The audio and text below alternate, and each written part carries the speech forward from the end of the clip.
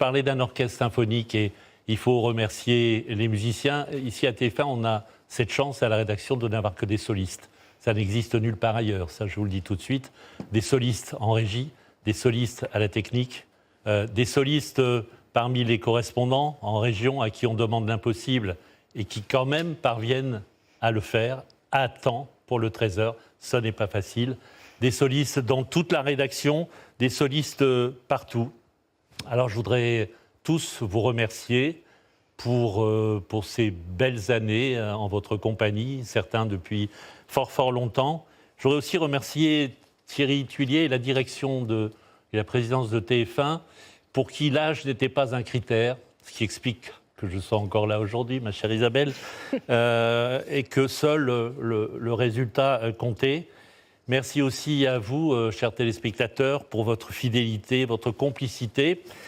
Et à ce propos, Isabelle, je voudrais te raconter une histoire qui se passe en Gironde.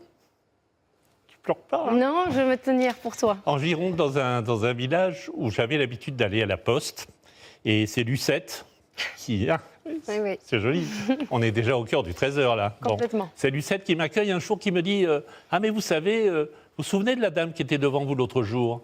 Eh bien, elle est revenue me voir après votre départ et m'a dit mais tu connais ce monsieur, Lucette? Lucette a dit bah oui, je le connais. Parce que moi, j'ai mangé avec lui. Ah bon? Vous êtes sûr? Oui, je vous assure, j'ai mangé avec lui. Elle confondait légèrement le réel et le virtuel.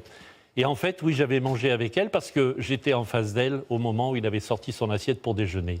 Ça, Isabelle, c'est le 13h. Préserve-le. Je vais tout faire pour. Merci Jacques, bravo. C'est tout.